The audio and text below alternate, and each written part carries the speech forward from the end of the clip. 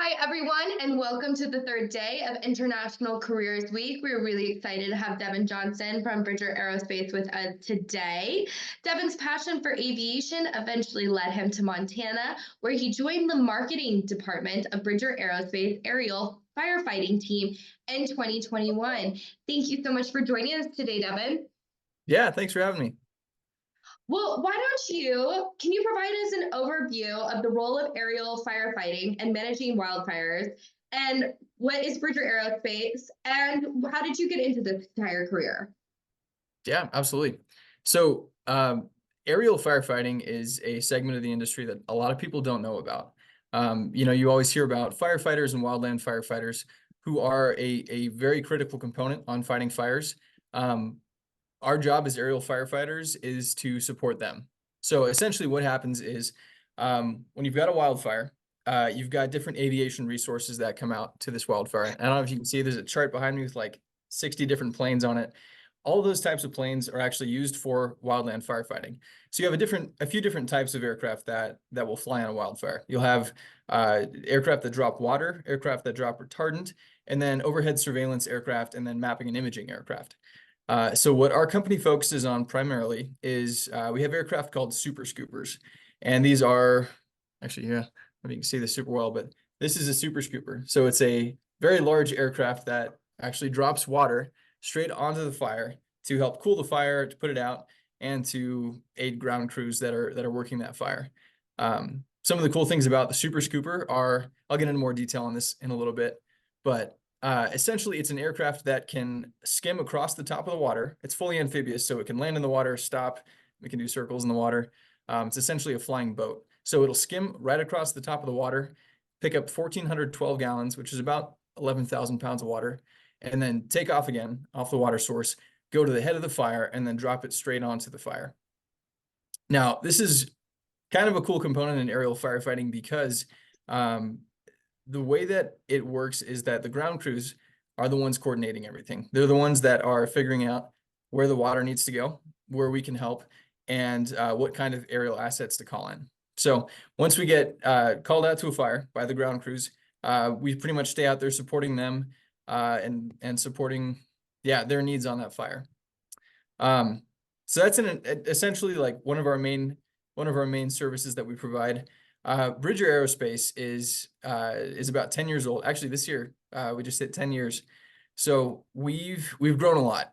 We started here in Montana, November of 2014, and initially we weren't really sure what we were doing in the aviation space. So our CEO, Tim Sheehy, he's an ex-Navy SEAL, and his first mission was to come back after he left the military, to come back and create some kind of an aviation program that would help with surveillance and reconnaissance, sort of aiding Navy SEALs who were training stateside, so that they would have an aviation asset overhead and they'd be able to train in communications with that asset and using some kind of an aerial surveillance program. It turns out it wasn't quite something that the government was willing to pay for and incorporate. So he had a plane and he had a camera, and as luck would have it, he kind of fell upon aerial firefighting. So the aircraft then became used within aerial firefighting, and we flew our first mission in 2015, and it was for a mission called Air Attack. So I'm going to go back to what happens on a wildland fire. So you've got different levels above the fire and different airspaces. So at a very low level of airspace, usually like 150 to 300 feet off the ground, you have your aircraft that are dropping water and dropping retardant. So they're coming in and they're hitting the fire line if you're dropping water, and they're actually trying to put out that fire, or they're dropping retardant, which means they're creating painting a line essentially outside the perimeter of the fire to box the fire in. So they're creating a line of what's called a fire break. So essentially the fire is not going to be able to burn past that retardant very easily. Above that, you've got what's called air attack. Now, air attack is usually a little bit higher above the fire, and it's sort of a surveillance aircraft. So you have a Forest Service representative sitting in the right seat called an Air Tactical Group Supervisor, and they're essentially watching the fire. They're communicating with ground crews, and they are coordinating the airspace. So let's say you've got a really big fire with 20 different aircraft. You've got helicopters, you've got retardant tankers, you've got scoopers, and all of these aircraft have to work together in this airspace, and it's a really tight airspace. So anytime an aircraft is about 5 miles outside of this fire, they're going to be in contact with the air attack, which is this plane that's circling overhead, coordinating everything.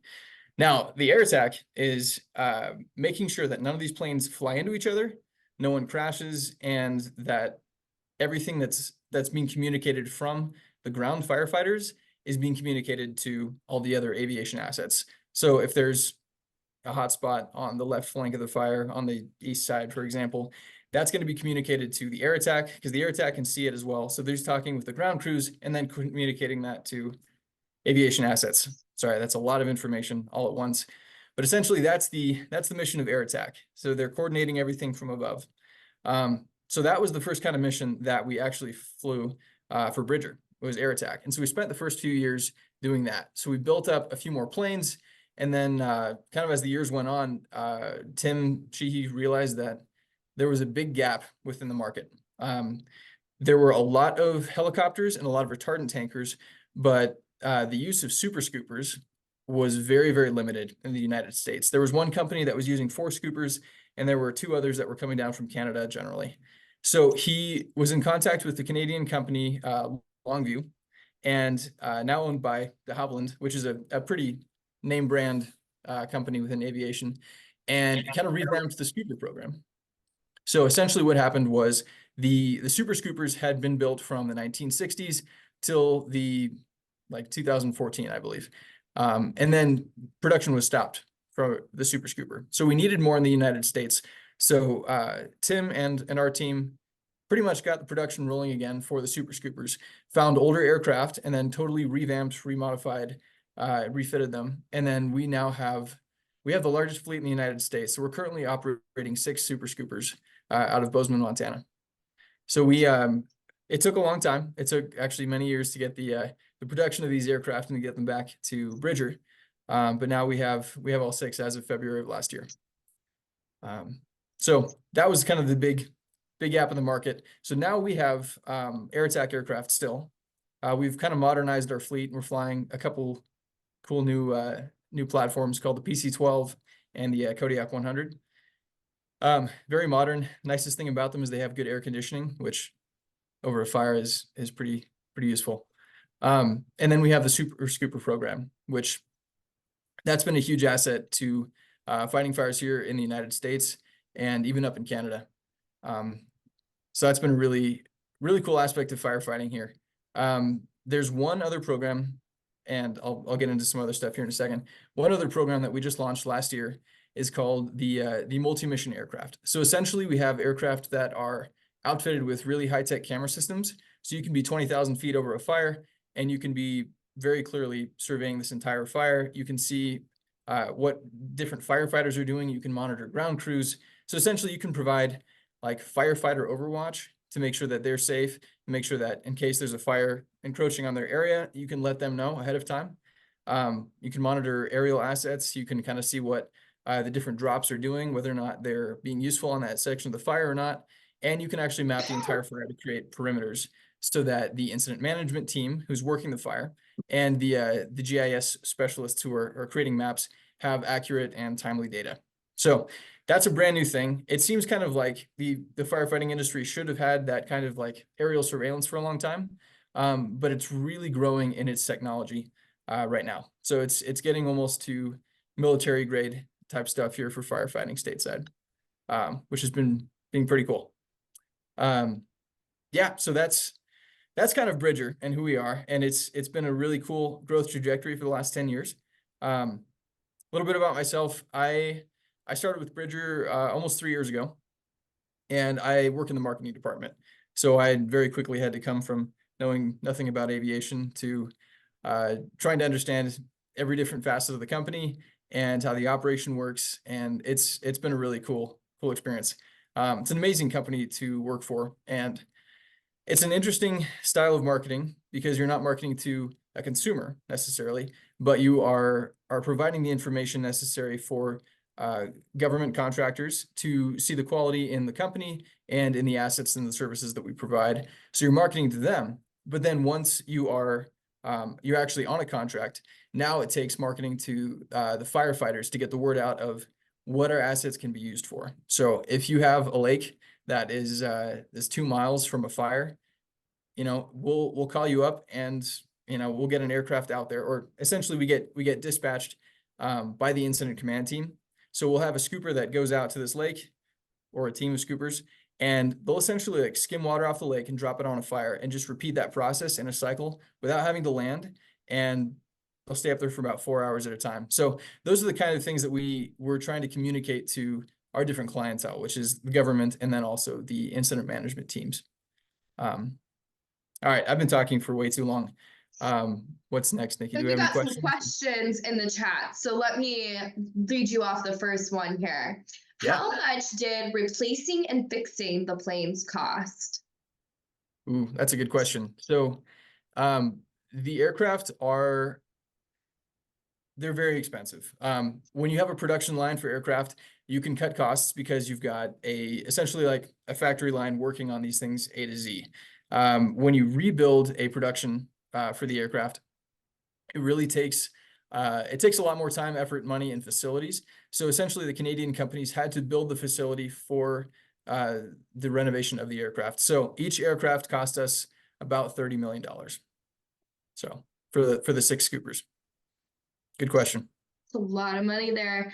How does Bridger Aerospace, being based in a small rural place like Montana, affect your activity business? So the cool part about aerial firefighting is it's nationwide. So the nice thing about, I think there was a case study with Southwest Airlines one time, and the CEO of Southwest Airlines essentially said, this market wasn't working for us, so we picked up and we moved to a different market, which most companies can't do. But if you have an airline, all you have to do is essentially move the aircraft. And so the coolest part about being in Bozeman, Montana, is you get the opportunities and the benefits of living in the sort of a smaller, more rural area, and you can still service the entire nation with aircraft. So it takes a little bit longer to get from here to Florida than to get from Bozeman to Missoula, for sure. But the aircraft are fast enough that it's all very feasible. If that answers the question. What new technology are you most excited about in the field of firefighting? So personally, I think actually the multi-mission aircraft that we're coming out with, or that we've just come out with, I think is a huge step forward in terms of providing the right type of technology and the right type of sort of overwatch and safety for firefighters on the ground. One of the biggest bad situations within firefighting is timely data. So you have crews that are going out there, and the data that they've received that they're working off of is a fire map that could be 8 or 9 hours old. And so if we're able to get more real-time information and fire maps down to these firefighters so that they have a much more real-time operational insight, essentially, it makes their job a lot easier and a lot safer too. So that's our biggest goal, is to provide firefighter safety and timely intel for these firefighters. So that's been a really, really cool new piece of technology within the industry. Is there a specific government agency that regulates / contracts firefighting? So a lot of it runs through the U.S. Forest Service. I would say primarily our contracts go through the U.S. Forest Service, and anything that's on federal land is usually sort of paid for by them. There are different agencies as well that have aerial firefighting assets. For example, Department of the Interior with Bureau of Land Management. They do have different contracts set up as well. And then separate states can actually contract aerial firefighting aircraft. So there's a little bit of like resource sharing that goes on between states and between the federal government and states. But primarily, if it's on federal land, U.S. Forest Service will cover it, whether or not the aircraft are on a Forest Service contract or on a state contract. Would Bridger Aerospace ever be used for anything other than firefighting? For some of the aircraft, yes, absolutely. So the multi-mission aircraft is the easiest that can branch into other sorts of disaster response and mapping. So for example, if you have a hurricane or different kinds of floods, for example, LA County right now is getting torrential rain. They've gotten about 6 months worth of rain in the last, I think, 2 or 3 days. And so for instances like that, we can still provide very like real-time imagery and surveillance. And so those are opportunities that we could potentially expand into hurricane disasters, different kind of things like that. So generally within the disaster and yeah, natural disaster sort of sphere, but a little bit more than firefighting too. You are in marketing. What other skill sets does Bridger Aerospace employ? Yeah, so it's easy to think about it as sort of like it's just a bunch of pilots that are out there flying, but there's a really big support team.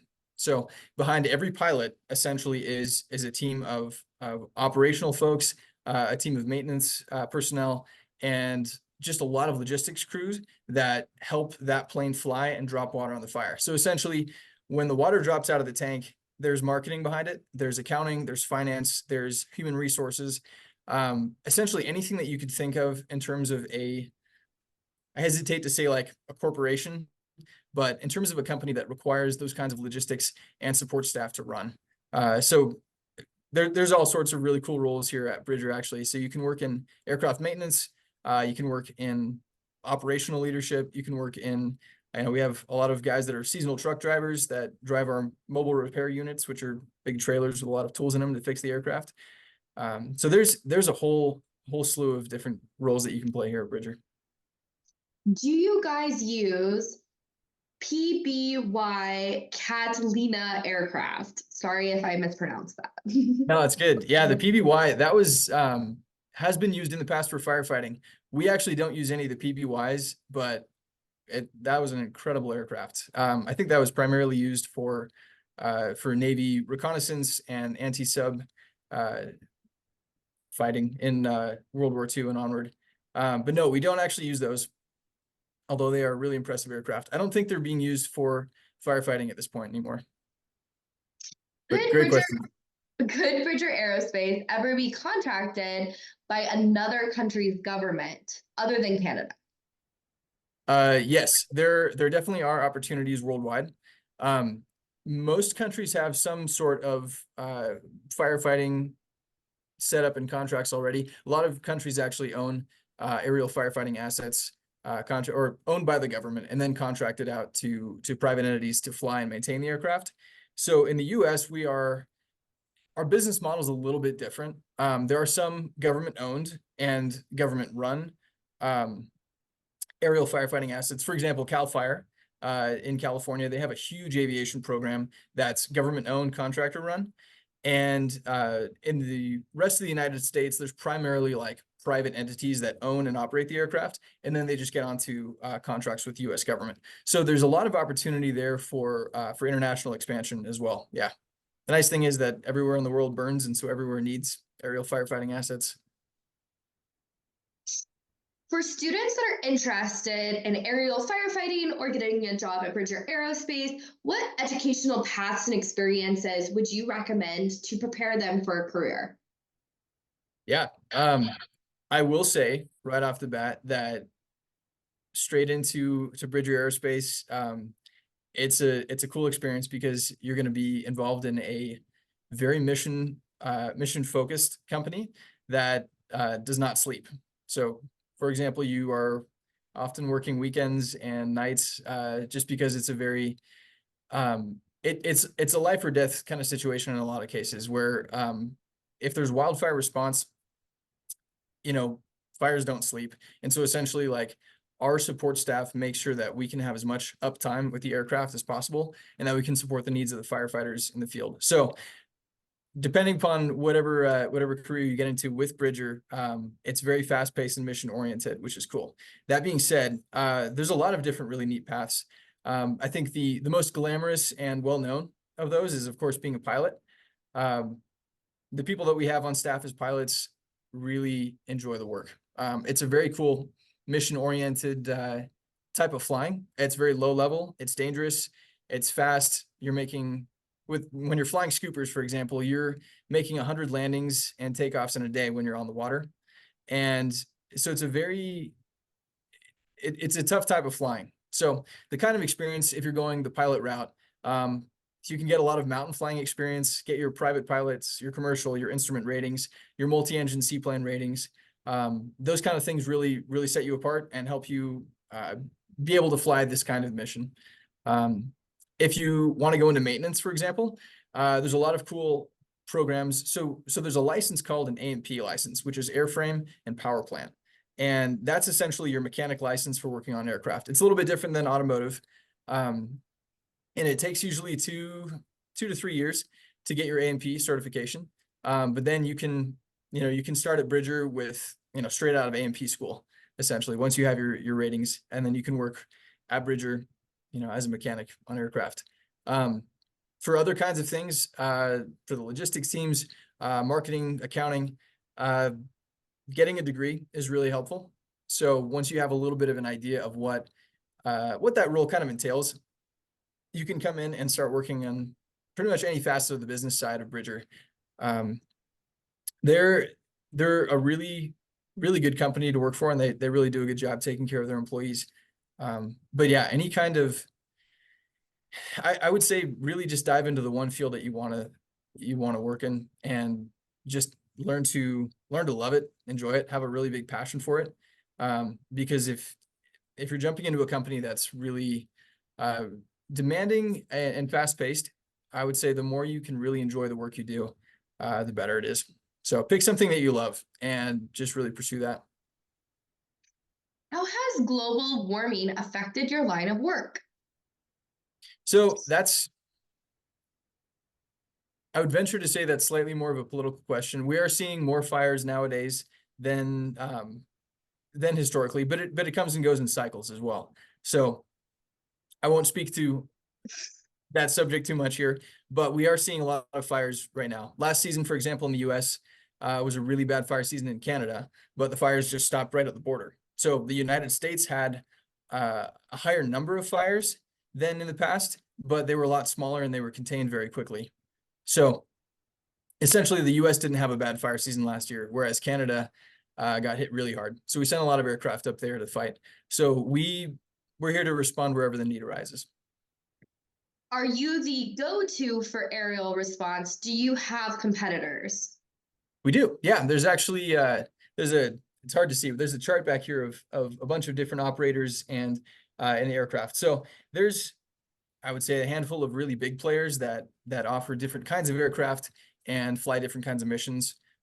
There's one other company here that flies super scoopers as well, based out of Spokane. And so we fly with them a lot. It depends on what the incident commanders and the incident management team needs for the fire. So for example, if you don't need a scooper, but you need a retardant tanker, those kind of aircraft will get called out before scoopers do. If there's a fire with a water source, that the closest water source is 50 miles away, the scoopers aren't going to be as effective because their niche is having a water source that's fairly close to the fire, within about 20 miles, so that they can just make turns and scoop water, drop it very quickly. So yeah, there's certainly different kinds of aviation resources that get called out. Does your team provide flight training, or would you need to get it before joining? So the minimum hours generally required for flying here at Bridger is 1,200 to 1,500 hours. And then you generally start with the air attack mission. So if we move people from the air attack mission, which is flying the aerial surveillance, and put them over to the super scoopers, we will help provide some of that training. And a lot of that is float training. So you do have to come in with quite a bit of hours and experience. Most of our folks, they come from either the military or flying bush planes up in Alaska. So they gain a lot of that low-level mission-oriented flying in hazardous conditions. And so that really helps a lot when you're coming in and learning to fly on fires. So in terms of like starting out, like getting your pilot's license and then building up time, we generally don't hire during that stage. But if you get your license, you get your commercial, you get your instrument, and then you start building hours, either you're flight instructing or you're flying cargo or you're flying bush planes up in Alaska. Once you hit that 12 to 1,500 hour mark, then you're in the game. Being that your job is risky, have you or your on-staff pilots ever had any unnerving experiences? I I personally have not. I had to climb up a hillside one time to take pictures of the aircraft, and I forgot my water in the car, which was about a mile away, and it was about 105. So I would say that was probably the most dangerous experience I've had so far in the job. Our training program is very, very rigorous. We really make sure that the people that we send out there on the fires, the pilots, the mechanics, they know what they're doing, and they've had a lot of experience and a lot of training. And the cool thing about the scoopers is that it's a two-pilot crew. So you've got a captain and a first officer, and the captain generally has a minimum of about 4,000 hours of flight time. And as a captain, you need to have several hundred hours of flight time within the scooper as well, working up towards the captain slot. So the people that the new scooper pilots are flying with, as first officers, are very experienced, and they've been doing it for a long time, and they're very, very familiar with the aircraft. So I'm sure at times there's unnerving experiences. It's dangerous. It's really low level. You're flying in and out of mountains. You're scooping out of water sources where, there's a really short space to scoop in and get out sometimes, and are flying in mountain passes. So I'm sure there's some scary moments, but overall our training program is very, very good at mitigating risk there and making sure people are very comfortable when they go out in the field. So you just mentioned the water that they can scoop in and out. How large must the body of water be for a scooper to scoop? Great question. Yeah. So the water source actually needs to be, we like to say about a mile. So when you've got a mile long of water, we're only scooping in about that much of it. So about probably less than 1,200 feet. We want to have a mile so that you can approach the water, scoop, and then exit the water as well, and then clear an obstacle of about 50 feet on either side. So if the water source is, a wide river or a lake or even the ocean, and you've got a mile in a straight line, we should be good. Does Bridger offer any scholarships, internships, or opportunities for those interested in the industry? Actually, we have a program through the Gallatin Community College and here in Bozeman, and they have a really neat avionics program. So as far as I know, that's the one program that we are helping sponsor and setting up internships through. But if you're in the avionics program there at the Gallatin College, you actually do a lot of your classes here at Bridger. So once a week, generally, you're here learning about airplanes, helping work on different kinds of things. It's a lot of hands-on learning. Um, I'm not sure. I think there's probably scholarships involved with that, but overall, that's a program that we're sponsoring directly. Why do you think our country doesn't have any government-run businesses like Bridger Aerospace? I so there are some. Cal Fire, for example, is a primarily like government owned and somewhat government run organization too, and they run a really tight ship. There's a giant expense involved with firefighting aircraft. So if you have a state that has aerial firefighting resources, it's a huge expense, and you may not actually use the resource just for that state. Usually states don't have enough fire to keep a whole fleet of aircraft going. California is an exemption because generally it burns quite a lot in California, and so having a designated fleet that's just for California is really important.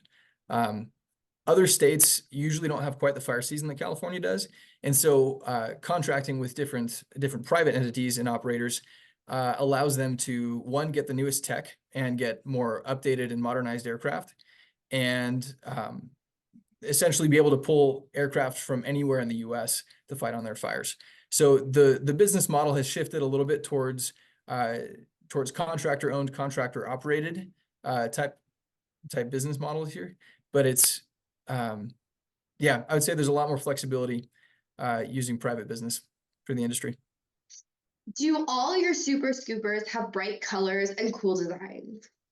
I appreciate that. Yes, they do. So they're all actually painted the same. The biggest difference on them is on the very front of the nose. They'll have a different name. So each scooper is named something different, and either after someone who's very important to the company, or to early investors in the company who helped get the program running. And without them, owning Scoopers wouldn't even have been possible. And so that's kind of a cool distinction. They all have different numbers, but the name on the front's a pretty neat distinction between the aircraft.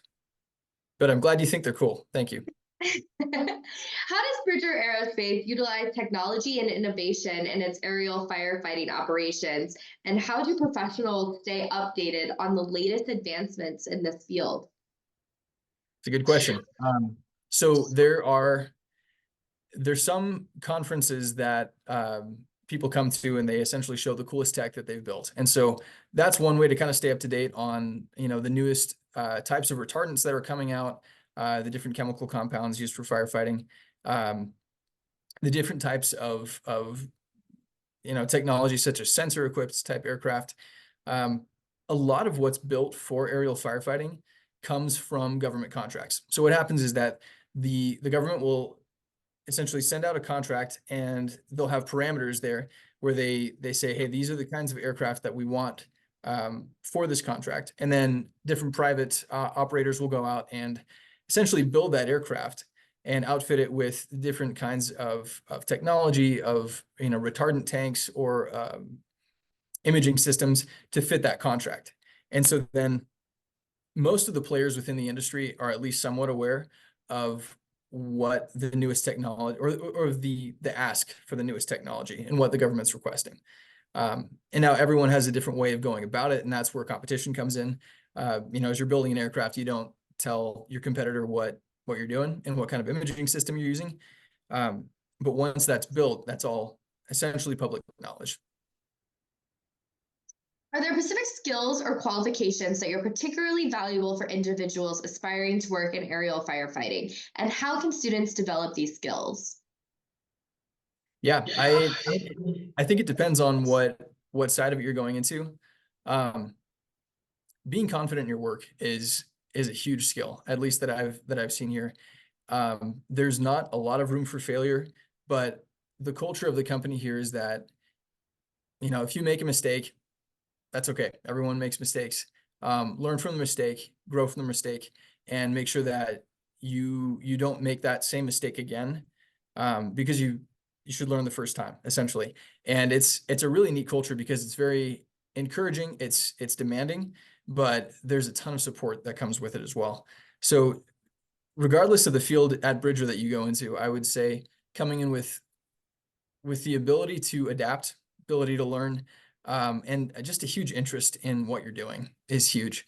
Yeah, I drink a lot of coffee, and that helps me kind of stay awake and aware for everything that's going on and kind of stay up to date with everything. But yeah, have passion with the work that you're doing. Do you have a legal department? We do. Yeah, we actually have a one primary legal. Oh, we have a two-person law department at this point, the legal department. So, and they're always a lot more stressed than I am. So, What is the most interesting thing about your job that's your favorite? ooh, that's a great question. If you've never been inside an aircraft hangar before, I would highly encourage you to take a tour somewhere.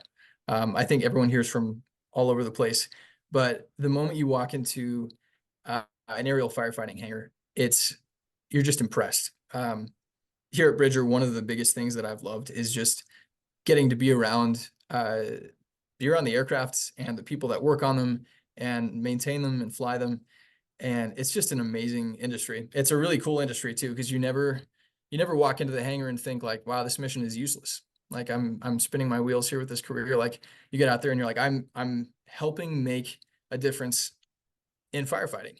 I'm out there, maybe I'm not the one dropping water on the fire, but with my role, I'm helping support the team that keeps firefighters safe and helps offer updated imagery to firefighting teams so that they can better fight fires, or that can, fly a plane and put a fire out before it reaches someone's house and burns the house down. So there's a huge amount of just satisfaction that comes with knowing that you're making a difference.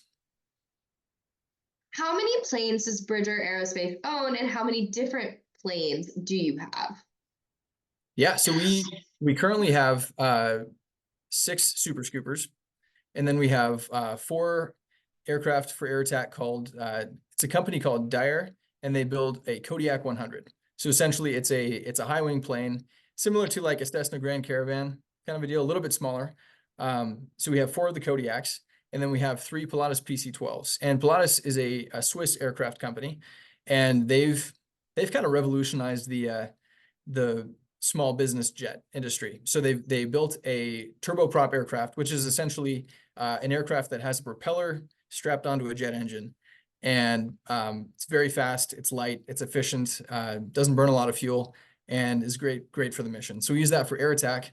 And then we have 2 of those out of 3 are set up for multi-mission. So they have all the sensors and the sort of the sensor workstation inside as well. Yeah, so I guess that's 6, 4, 13 aircraft that are generally on contract. What is the day-to-day life as an aerial firefighter? If it's a slow fire season and you're a pilot, there's a lot of sitting at an FBO and sleeping. But once things really kick up, as a pilot, for example, you're out there in the morning, you're checking the aircraft out at 7:30 in the morning and making sure that everything is good to go. You're inspecting the aircraft, and you are ready and on call for a fire dispatch. So once the sun has been up for about half hour, you can essentially start flying on fires that day if you get a dispatch. So we are always ready to go, is what I would say. So if you're a maintainer out in the field, once the aircraft comes back from a firefighting mission, you're doing a full inspection of the aircraft, you're making sure that it's ready to go on the next flight, and that if there's any kind of maintenance issue that comes up during the flight, you're working on that, you're getting it done overnight so that the aircraft's ready to go the next morning. Yeah, so those are in the field, it's pretty demanding. It's a demanding schedule. You're working 12 days on, and then you're off for 12 days, which is a good amount of time to be able to relax, recuperate, get your energy back, and then be ready to go as soon as your mission starts again 12 days later. Does Bridger Aerospace engage in international collaborations or firefighting efforts? And are there opportunities for professionals to work on a global scale in this field? There are actually. So we just recently began an acquisition and entered into an agreement to acquire 4 scoopers out in Spain. So we have a bit of an establishment set up over there at this point to get those aircraft back up and flying. So there was a little bit of a sort of a return to service type protocol that we have to go through to make sure that the aircraft are properly maintained and fixed, ready to go, and operational. So that's our current global operation. I'm not really sure personally where that's going to go, but there is global expansion at this point with Bridger. So as the company grows, I would say there will probably be more opportunities to work on the company globally. Right now, most of it is US based, and then we have a small team in Spain. All right, this is a great question here, Devin. Are you ready? I'm How ready. much coffee do you think you drink on the job? Too much, way too much. Yeah, I'm not going to tell you that one. How long are your work days? So it depends on what I'm doing. On average, 8 to 9 hours. I would say my schedule is pretty much like a 9 to 5 or an 8 to 5 kind of thing. I'm currently a one-man marketing department, so sometimes it's extended a little bit. But you make up for it and you take off half a day on Friday and go skiing, so it's all right. All right, Devin, I just have one more question for you. What final advice would you have for students that are thinking about a career, maybe in aerial firefighting, maybe in another field? What is your final advice for all students? That's a great question. I think the biggest piece of advice that I came out of college with is be open to opportunities. You don't know everything when you're a student. You might think that you have an idea of what you want to do. I saw a picture of a Super Scooper when I was 8 years old, and then thought, I'm going to fly those, and then totally forgot about it for the next 10 years.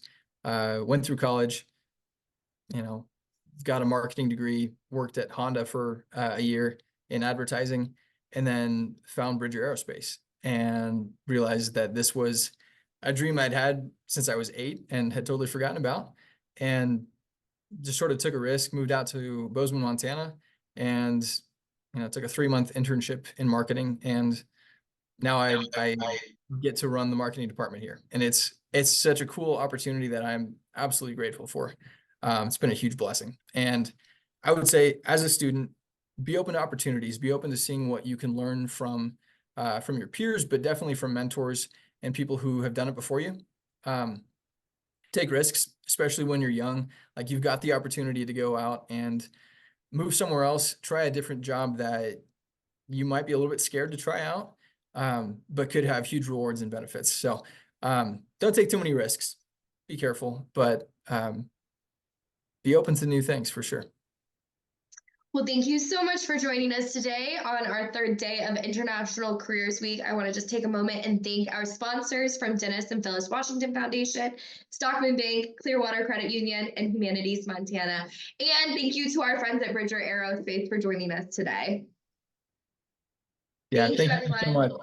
Bye. Appreciate it.